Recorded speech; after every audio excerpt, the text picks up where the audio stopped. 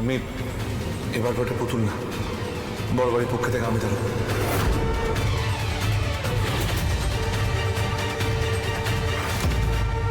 ময়ূক, তোমার মাথা খারাপ হয়ে গেছে? এসব কি বলছো তুমি? কেন মিষ্টি ভাই এরকম কেন বলছো? ময়ূক যদি ভোটে দাঁড়ায় তাহলে তো ভালোই হবে। আচ্ছা রোহিণী, তোমার কি সব ব্যাপারে কথা বলাটা খুব দরকার? বৌদি তো কথা বলছে, তুমি একটু চুপ করো না।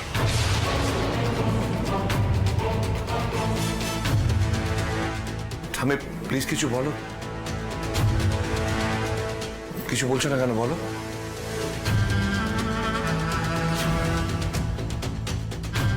তুমি যখন চাইছো তখন তাই হবে।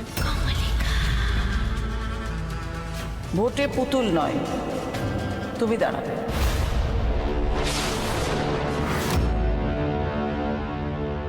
না,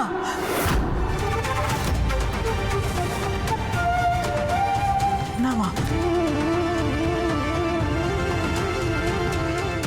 মই ভোটে দাঁড়াবে না।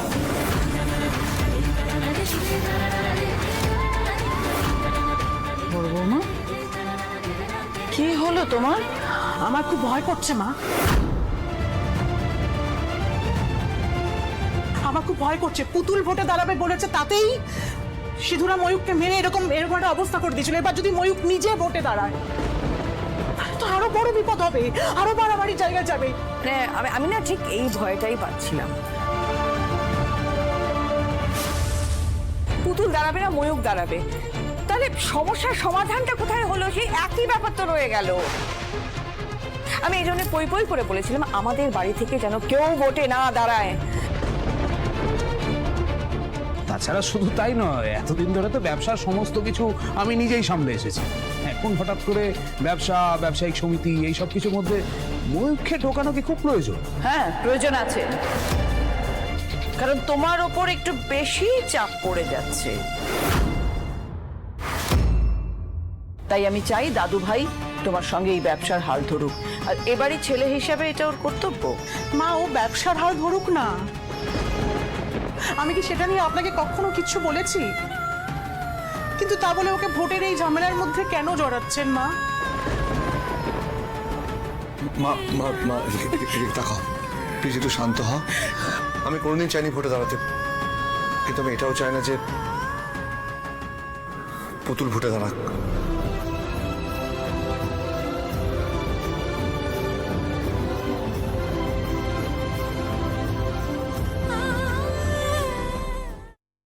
ও আচ্ছা আচ্ছা, এবার আমি বুঝেছি। তার মানে পুতুলই তোমাকে উস্কেছে?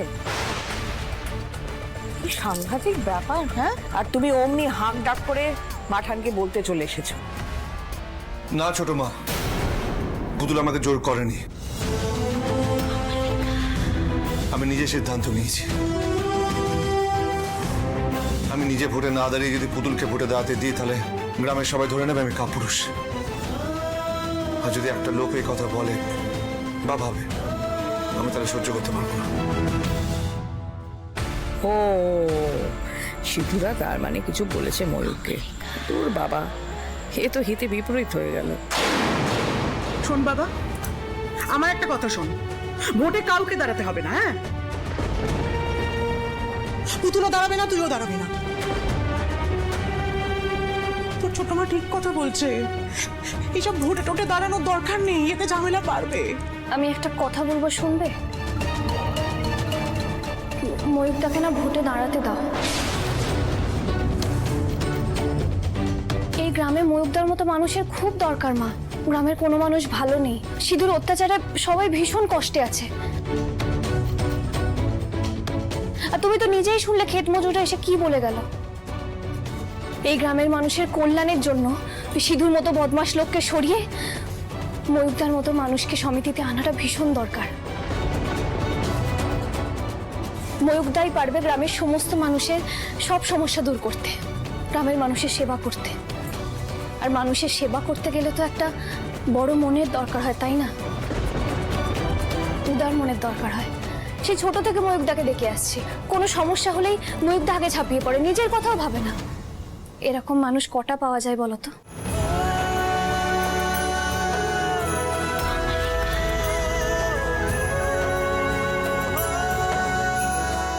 বড় বৌমা, পুতুল একদম ঠিক কথা বলেছে।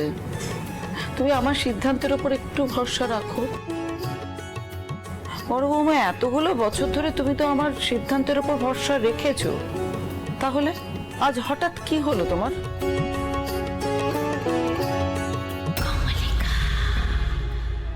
পুতুল এতটা ভরসা, এতটা বিশ্বাস করে আমাকে, কিন্তু ও যেভাবে বলছে আমি কি আদৌ সেভাবে গ্রামের লোকেদের পাশে থাকতে পারবো? ময়ূকদা, তুমি একদম চিন্তা করো না।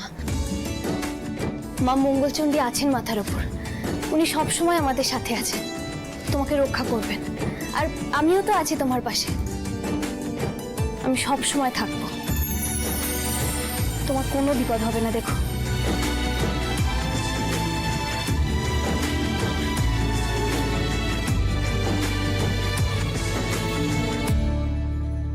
আমার সব পাকাকুটি কেচে যাচ্ছে, সব হিসেব গন্ডগোল হয়ে যাবে। ময়ূক ভোটে দাঁড়াবে? কিছু একটা করো বৌদি, জল কিন্তু আবার মাথার উপর দিয়ে বইছে। দেবা দেবী মিলে দল পাকাচ্ছে। এমন চাল চালবো যে পুতুলের ওপরে অগাধ বিশ্বাসটা ময়ূকের ভেঙে যাবে।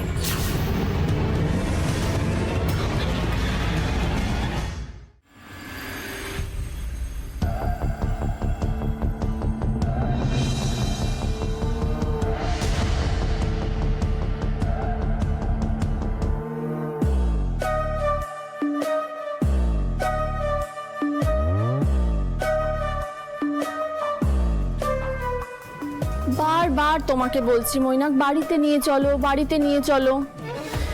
এখানে এই হোটেল রুমে এতগুলো টাকা খরচা করে থাকার কোনো মানেই হয় না। তুমি কেন আমার কথা শুনছো না বুঝতে পারছি না। আর তার মধ্যে তোমার এতগুলো টাকা বিল দিতে হচ্ছে, আমার খুব খারাপ লাগছে মৈনাক। মৃদুল কানের কাছে এক কথা বলে যাও না, এরকম দুম করে কিছু করা যাবে না। আগে একটা ব্যবস্থা করি, আমি তারপর দেখছি।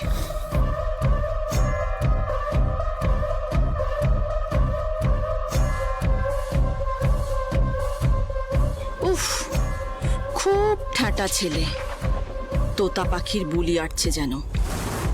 ঠিক আছে, আমিও কম ঠাটা নই। দেখো না তোমাকে কেমন ফাঁসাই।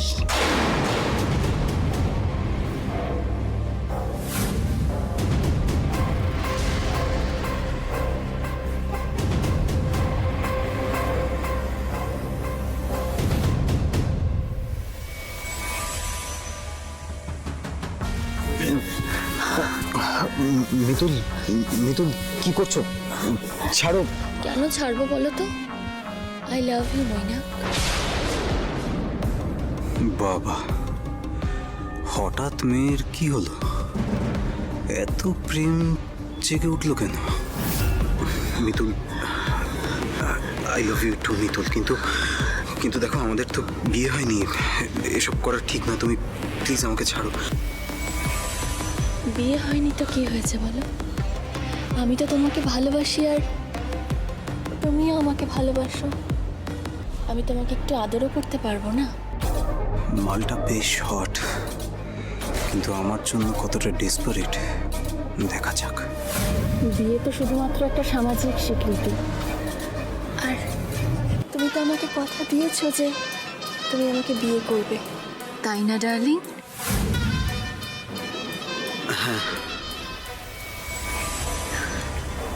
মিতুল, আমিও তো সবসময় তোমায় আদর করতে চাই মিতুল।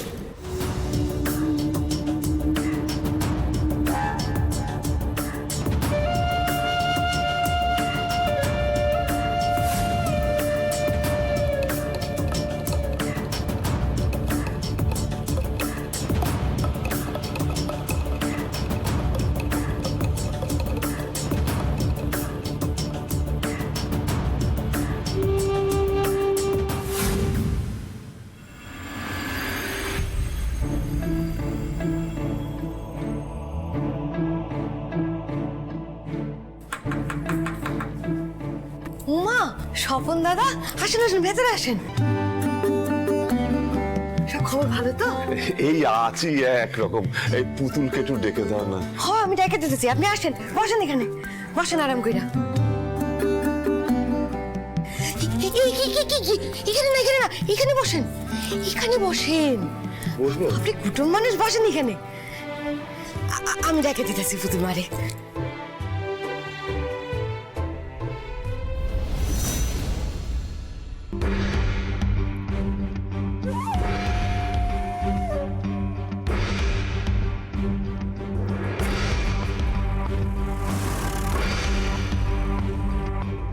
কি ব্যাপার স্বপন চাষা, বড় বাড়িতে সদর দরজা ক্রস করে একদম ভেতরে ঢুকে সোফায় বসে পড়েছো?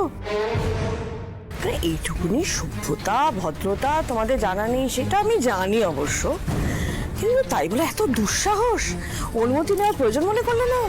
হ্যাঁ, ওই দরজার বাইরে বাইরের লোকেদের জন্য একটা বেল আছে, সেটাকে টিপতে হয়, তারপরে ঘরে ঢুকতে হয়, জানো না? না আমি বাইরে দারোয়ানকে বলেছিলাম, তো উনি আমার ভেতরে আসতে বললেন। আমি আসলে পুতুলের সঙ্গে একটু দেখা করতে এসেছিলাম, তো আমি চাপাকে বলেছি ওকে একটু ডেকে দিতে। আমি চেয়ারটাই বুঝতে চাইনি, বিশ্বাস করুন। ওসব বাজে অজুহাত অন্য কোথাও দিবি।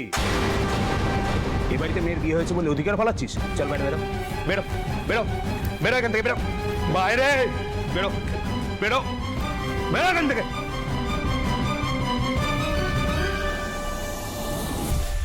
জমিদার বাড়িতে মেয়ের বিয়ে হয়েছে বলে হাড় হাপাতে স্বপন চাষা নিজেকে জমিদার ভাবতে শুরু করে দিয়েছে। না আপনি আমায় ভুল বুঝছেন, বিশ্বাস করুন। চুপ, একদম চুপ। আমার মুখে মুখে কথা বলবে না, আর আমার কথা কাটার সাহস কারোর হয় না। এই যে শোনো, তুমি নিজেকে এই বাড়ির কুটুম মনে করো? যার এবারে সিংহ দরজা পেরোনোর অধিকার ছিল না, সে সোজা বসার ঘরে ঢুকে গিয়ে সোফায় বসে আছে। বাহ!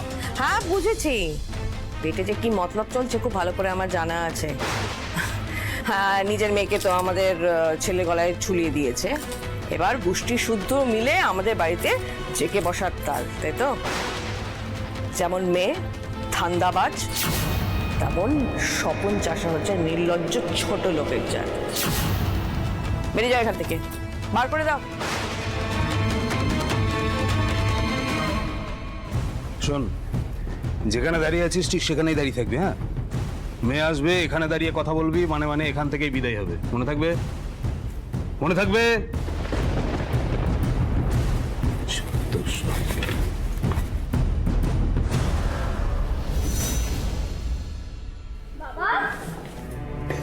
ও বাবা, বাবা, ও মা, তুমি বাইরে দাঁড়িয়ে কেন? আমার কি আনন্দ হচ্ছে তুমি এসেছো, চলো ভিতরে চলো। না যেমন মেয়ে ধান্দাবাজ, তেমন স্বপন চাষা হচ্ছে নির্লজ্জ ছোট লোকের জাত।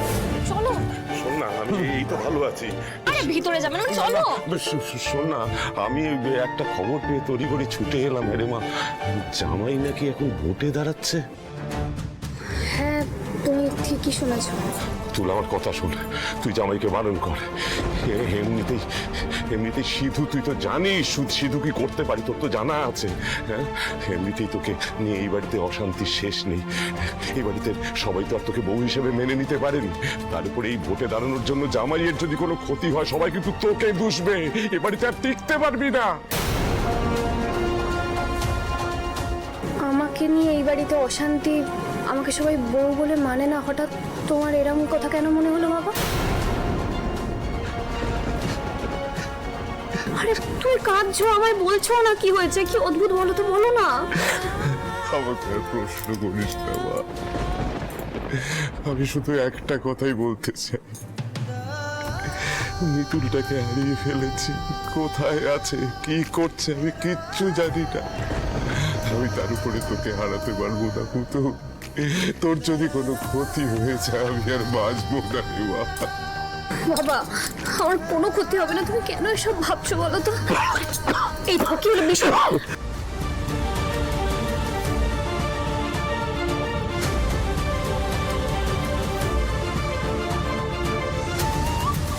বাবা, আরে কোথায় যাচ্ছ? বললাম বসতে, জল খাও তো, জল খাও। বসতে, হ্যাঁ, ছাড় ছাড় ছাড় ছাড় ছাড়।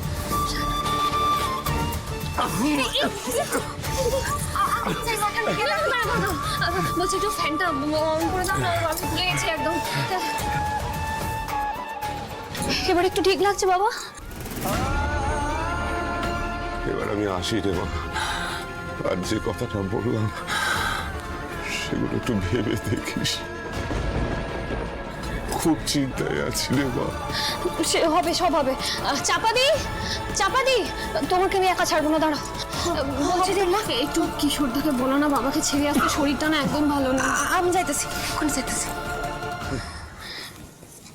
বাবা, তোমার শরীরটা একদম ভালো নেই, তারপর তুমি আমাকে নিয়ে চিন্তা করো না তো। আমি এবারই তো খুব ভালো আছি বাবা, তুমি বিশ্বাস করো। মা ঠান, বড় মা, ছোট মা এরা আমায় কত ভালোবাসে তুমি ভাবতে পারবে না। আর রইল বাকি ভোটের কথা, ময়ূকদার কোনো ক্ষতি আমি হতে দেবো না বাবা। একটু ভরসা রাখো আমার ওপর। ভোটে দাঁড়ানোটা খুব দরকার, তুমি বুঝতে পারছো না। গ্রামের মানুষজন কেউ ভালো নেই। তুমি তো আমায় শিখিয়েছো যে অন্যায় হলে সেই অন্যায়ের বিরুদ্ধে রুখে দাঁড়াতে হয়, প্রতিবাদ করতে হয়। গ্রামের মানুষদের উপর সিধু যেভাবে অত্যাচার করছে সেটা দেখেও আমি চুপচাপ কি করে বসে থাকি বলো তো? তুমি তো আমায় সেভাবে মানুষ করোনি। ভয় হয় রে মা, বড় ভয়। ভয়কে তো এবার জয় করতে হবে, তাই না? আমার বা ময়ূরদার কারোর কোনো ক্ষতি হবে না। দিদির মতো আমি কোথাও হারিয়ে যাব না বাবা।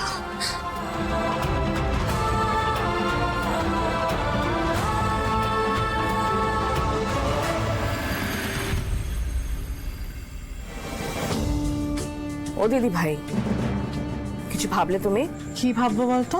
দিদি ভাই, তখন মাঠানের সামনে আমি কিছু বলতে পারিনি, কারণ আমি কিছু বলতে গেলেই উনি ধমকে ধামকে আমাকে চুপ করিয়ে দেন। কিন্তু আমি তোমাকে বলছি দিদি ভাই, ছেলেটাকে বাঁচাতেই হবে। দেখো, এর আগে সিধুর মাথায় আঘাত এনেছে, হাত পা ভাঙার চেষ্টা করেছে, এরপর হয়তো প্রাণে মেরে ফেলতে পারে। মেজো, তুই বারবার এরকম অলক্ষণে কথা বলিস কেন বলতো?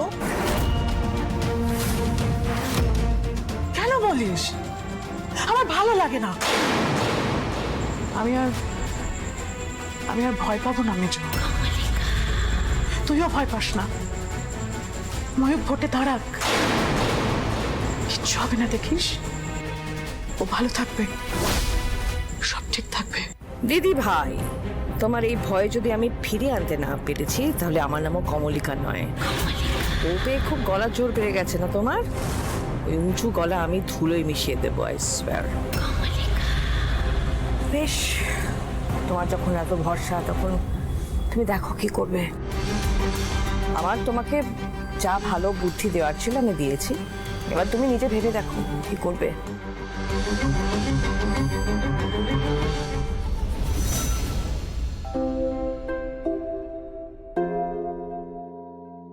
মা, কি ভাবছো? নিশ্চয় আমাকে নিয়ে ভাবছো, তাই তো? মা হয়ে সন্তানের কথা ভাবো, এটাই তো স্বাভাবিক হয়। তখন আমি আর বেশি কথা বললাম না ঠিকই, কিন্তু আমার মনের ভেতর থেকে কিন্তু ভয়টা যাচ্ছে না।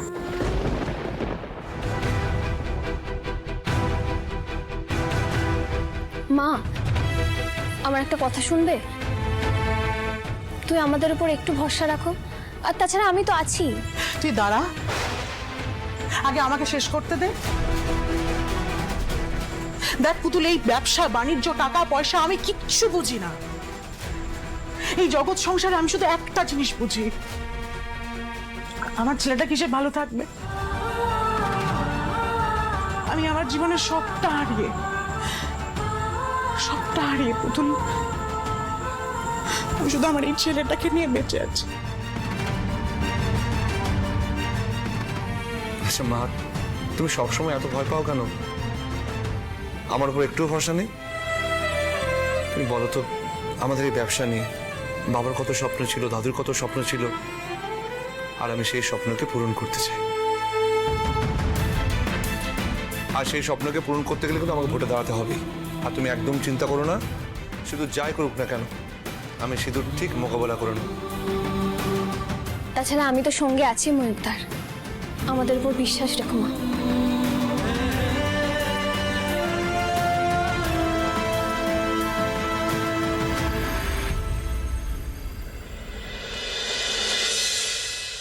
ময়ূরদা শেষমেশ ব্যবসায়ী সমিতির ভোটে দাঁড়াতে রাজি হলো ঠিকই, কিন্তু এটাও তো ঠিক যে আমি ময়ূরদাকে বাধ্য করলাম।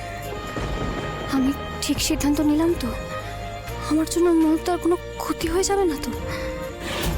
মাথাটা অনেকটাই ফেটেছে, ওনাকে ভেতরে নিয়ে যাচ্ছি, স্টিচ করতে হবে।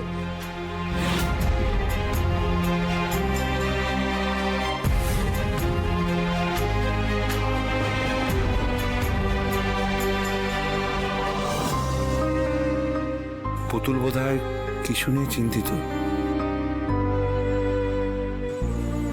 দে, হ্যাঁ? বালিশটাতে আমি ঠিক করে নিচ্ছি, দে। ও হ্যাঁ।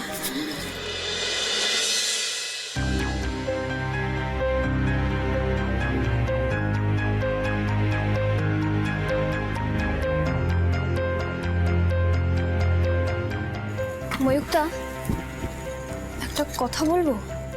বল। তুমি আমায় খুব খারাপ ভাবছো, তাই না ময়ূকটা? হয়তো ভাবছো যে আমি তোমাকে একটা বড় বিপদে ফেলে দিলাম। আসলে তো তুমি প্রথমেই বলে দিয়েছিলে যে তুমি এসবের মধ্যে থাকতে চাও না, কিন্তু আজ আমার জন্য তোমাকে সেই ভোটে দাঁড়াতে হচ্ছে। মা, মেজমা সবাই তোমাকে নিয়ে খুব চিন্তায় আছে ময়ূকটা। আর আমার না, মানে কেন জানি না, এখন আমার মনে হচ্ছে আমি বোধহয় ভুল করলাম। আমার এই সিদ্ধান্তের জন্য তোমার কোনো বড় ক্ষতি হয়ে যাবে না তো? মেজমা তো বলে কিছু বলেনি, ওই সিদ্ধেশ্বরের কোনো ভরসা নেই। ও তো বারবার তোমার ক্ষতি করার চেষ্টা করেছে, এবারেও যদি তোমার যদি কিছু হয়, আমি নিজেকে ক্ষমা করতে পারবো না। পুতুল আমার জন্য বড্ড চিন্তা করে।